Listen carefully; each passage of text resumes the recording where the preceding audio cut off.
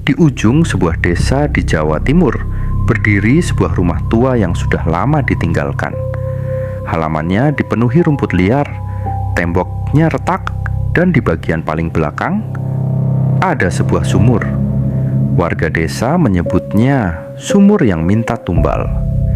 Tidak ada yang tahu pasti kapan cerita itu dimulai. Tapi semua orang sepakat satu hal. Setiap beberapa waktu, sumur itu meminta. Dan kalau tidak diberi, ia akan mengambil sendiri.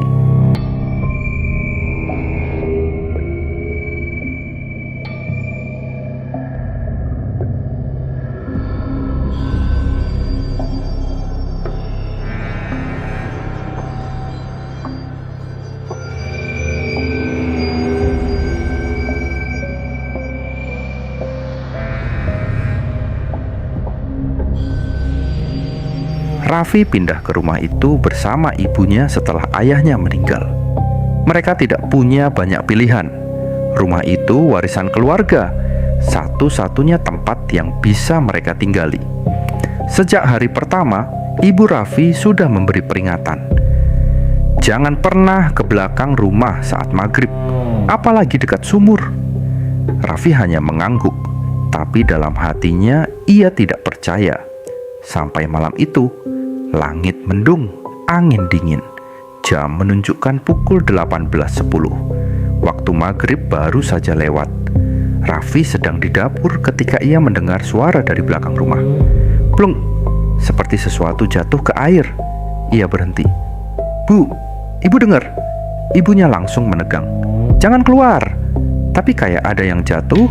Raffi, jangan. Suara ibunya kali ini berbeda.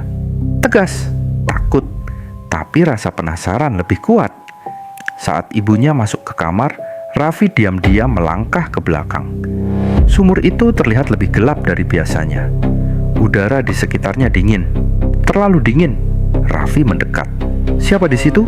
Tidak ada jawaban. Ia menyalakan senter ponselnya dan mengarahkannya ke dalam.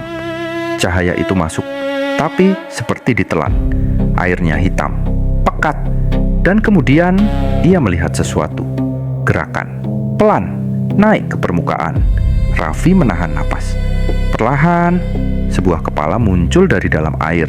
Seorang wanita. Rambut panjangnya menempel di wajah. Kulitnya pucat, bibirnya biru.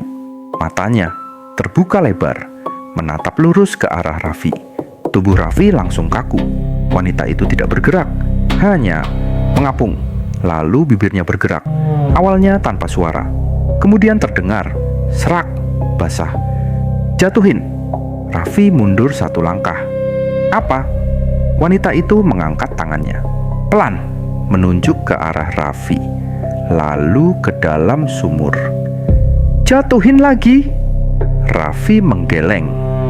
Aku nggak jatuhin apa-apa. Wanita itu tersenyum. Senyum yang terlalu lebar. Kurang. Tiba-tiba sesuatu mencengkeram kaki Raffi dari belakang. Kuat, dingin. Ia menjerit dan mencoba melepaskan diri. Lepasin! Tapi cengkeraman itu menariknya. Pelan, menyeretnya ke arah sumur. Tanah di bawah tubuhnya terasa kasar saat ia terseret. Bu! Ia meraih apa saja. Tangannya menyentuh ember kosong. Dengan panik, ia melempar ember itu ke dalam sumur. Plung! Seketika, cengkeraman itu hilang. Sunyi. Wanita itu tenggelam perlahan ke dalam air. Seolah puas, Raffi terengah-engah merangkak menjauh. Tubuhnya gemetar. Ia berlari masuk ke rumah. Malam itu, ia tidak berani keluar lagi. Keesokan paginya, Raffi menceritakan semuanya pada ibunya. Wajah ibunya pucat. Kamu lempar apa? Ember. Ibunya menutup wajahnya dengan tangan. Harusnya jangan. Kenapa? Ibunya menatapnya. Matanya berkaca-kaca. Dia minta tumbal, Vi, bukan barang. Darah Raffi terasa dingin. Kalau dikasih barang, ibunya terdiam lama. Lalu berbisik, dia bakal minta lagi. Malam kedua, Raffi tidak keluar. Tapi suara itu datang lagi. Lebih keras. Plung. Lalu suara gesekan. Dari belakang rumah, seperti sesuatu merangkak keluar dari sumur. Sert, sert. Raffi menutup telinganya, tapi suara itu semakin dekat. Dari halaman ke dapur, ke depan kamarnya. Lalu, tok, tok, tok. Pintu kamarnya diketuk. Raffi membeku. "Ibu!" Suaranya gemetar. Tidak ada jawaban, hanya suara napas. Dari balik pintu, basah, berat. Dan suara itu berbisik. "Kurang!" Tangisan pelan terdengar. Suara ibunya dari luar. "Raffi, buka pintunya!" Raffi langsung berdiri. "Ibu, buka! Ibu kedinginan!" Tangannya gemetar saat memegang gagang pintu. Tapi sesuatu terasa salah. Suara ibunya terlalu pelan, terlalu kosong. Dan dari bawah pintu, air merembes masuk. Hitam, berbau busuk. Raffi mundur perlahan. "Ibu!"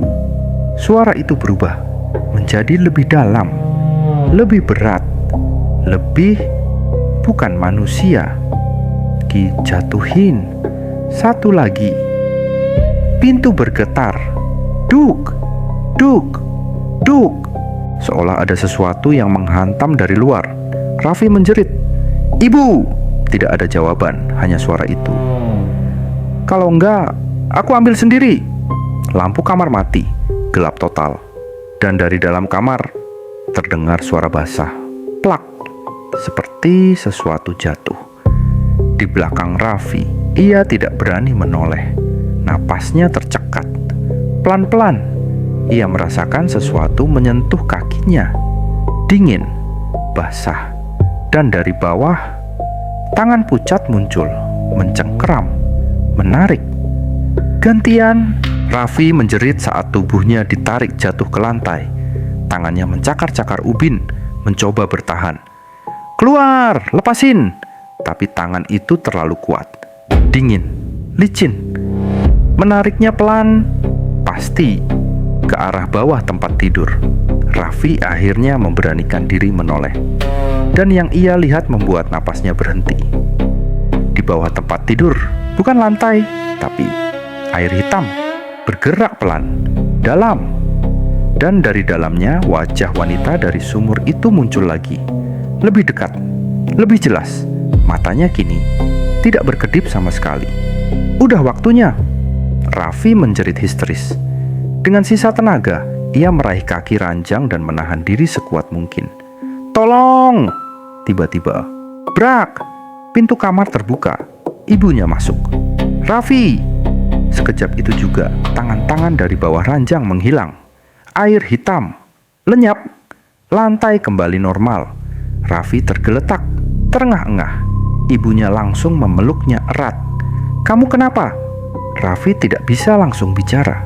Tubuhnya gemetar hebat. "Sumur, Bu! Dia masuk ke sini!" Ibunya terdiam. Wajahnya berubah. Seperti sudah tahu. Malam itu mereka tidak tidur. Ibunya menyalakan semua lampu di rumah. Duduk di ruang tengah, memegang tasbih dengan tangan gemetar. "Aku kira masih lama," bisiknya pelan. "Apa maksudnya, Bu?" tanya Raffi. Ibunya menatap kosong ke arah belakang rumah. "Sumur itu nggak cuma minta, dia nunggu orang yang pas." "Pas? Gimana?" Ibunya menelan ludah. "Orang yang sudah lihat dia dan belum kasih apa yang dia mau." Raffi membeku. "Berarti aku?" Ibunya tidak menjawab. Itu sudah cukup jadi jawaban. Menjelang subuh, suara ayam mulai terdengar. Raffi mulai merasa sedikit lega. "Udah pagi, aman kan, Bu?" Ibunya menggeleng pelan. Justru ini waktunya dia paling kuat. Raffi langsung tegang lagi. "Kenapa?" Ibunya berdiri. "Kita harus ke sumur itu sekarang." Raffi terkejut. "Ke sana, Bu, jangan. Kalau enggak dia bakal terus datang." Ibunya mengambil sesuatu dari lemari.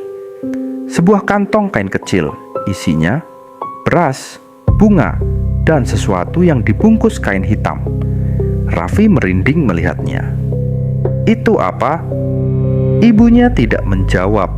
Hari ini harus selesai. Mereka berjalan ke belakang rumah. Kabut tipis mulai turun. Udara dingin menusuk tulang. Sumur itu terlihat lebih gelap dari sebelumnya, seolah menunggu. Ibunya berdiri di depan sumur, tangannya gemetar. "Maafin saya terlambat." Raffi menatap ibunya. "Apa yang ibu lakuin?"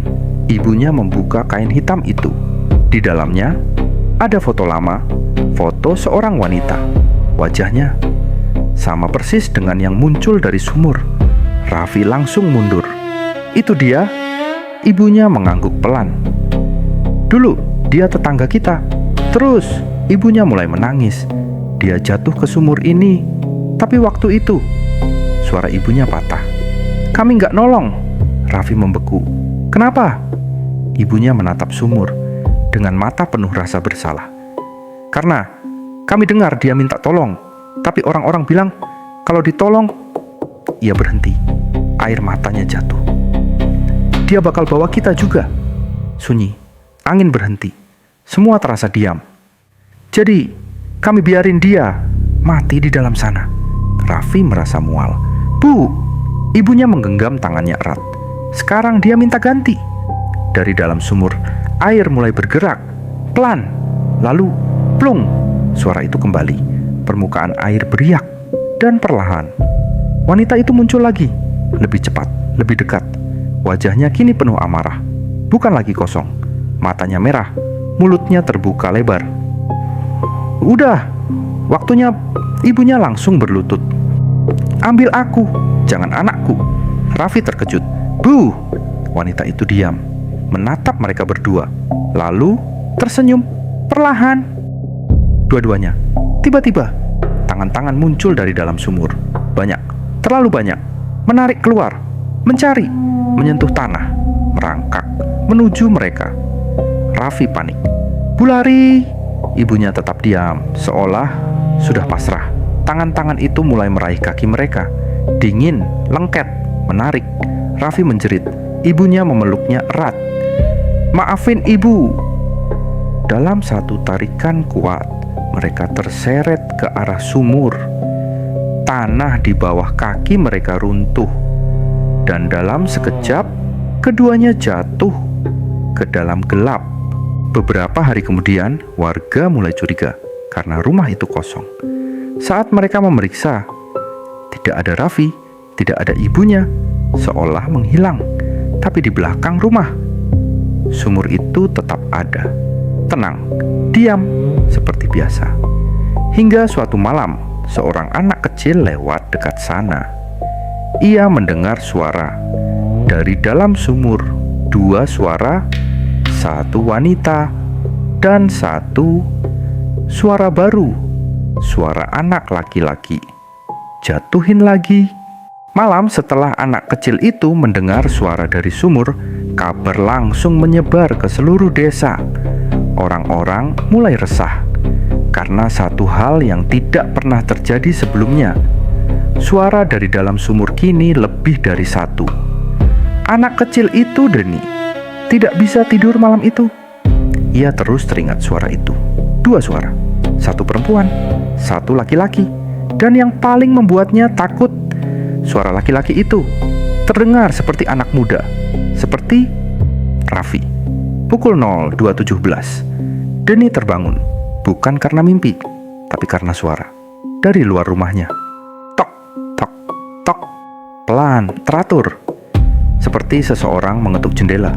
Deni menarik selimut sampai menutup wajah. Bukan apa-apa, bukan apa-apa. Tok, tok, tok. Lebih keras, lebih dekat. Dengan tangan gemetar, Deni membuka sedikit selimutnya, mengintip ke arah jendela. Dan di sana, ada seseorang berdiri di luar. Basah, pucat, rambutnya menempel di wajah. Dan di sampingnya, seorang anak laki-laki dengan mata kosong, berdiri diam, menatap ke dalam kamar. Deni membeku, tidak bisa bergerak, tidak bisa berteriak. Perlahan, wanita itu mengangkat tangan, mengetuk kaca. Tok, sekali. Anak laki-laki itu ikut mengangkat tangannya. Tok, sekali. Lalu bersamaan. Tok, tok, tok. Jatuhin lagi. Suara mereka berdua terdengar. Bukan dari luar, tapi dari dalam kamar. Deni menjerit. Orang tuanya langsung masuk. Lampu dinyalakan. Jendela kosong. tidak ada siapa-siapa. Tapi lantai di dekat jendela basah, air hitam. Keesokan harinya, warga akhirnya sepakat sumur itu harus ditutup, tidak boleh dibiarkan lagi.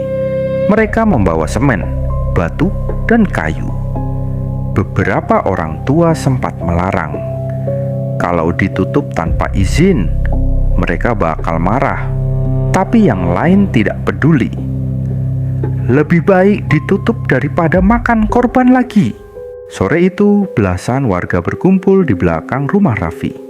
Sumur itu terlihat berbeda. Airnya tidak lagi tenang, bergolak pelan, seolah tahu apa yang akan terjadi. "Cepat aja, jangan lama-lama," kata salah satu warga.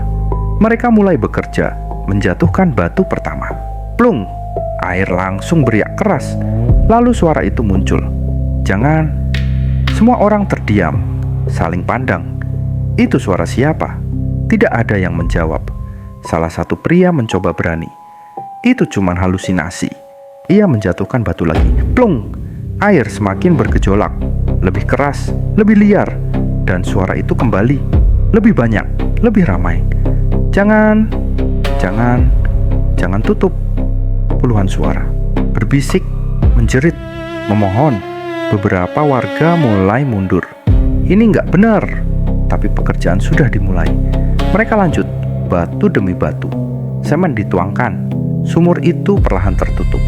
Dan saat lubang itu hampir sepenuhnya tertutup, tiba-tiba, brak! Tanah di sekitar sumur retak dari celah-celah yang belum tertutup. Tangan-tangan muncul, banyak, mencengkeram pinggiran, menarik keluar. "Ya Allah!" Warga panik. Beberapa lari, beberapa jatuh. Dan dari dalam, wajah-wajah muncul, saling tumpang tindih. Wanita itu, Raffi, dan banyak lagi, lebih banyak dari yang pernah hilang di desa itu. Mata mereka terbuka, mulut mereka bergerak bersamaan. Belum cukup, tiba-tiba salah satu warga, Pak Lurah, terpeleset. Kakinya ditarik, ia jatuh tepat di pinggir sumur. "Tolong!" Tangannya mencakar tanah. Orang-orang mencoba menariknya, tapi tangan dari dalam sumur lebih kuat. Menariknya, pelan, masuk. Tubuhnya setengah masuk. Wajahnya penuh ketakutan. "Jangan tutup!" Dalam satu tarikan, ia hilang, masuk ke dalam gelap, sunyi. Semua orang diam, syok, tidak bergerak. Lalu, permukaan sumur kembali tenang. Tangan-tangan menghilang, seolah tidak pernah ada. Ejak hari itu, tidak ada yang berani mendekati sumur itu lagi. Mereka tidak jadi menutupnya, tidak jadi menyentuhnya. Rumah itu kembali kosong, ditinggalkan, dibiarkan.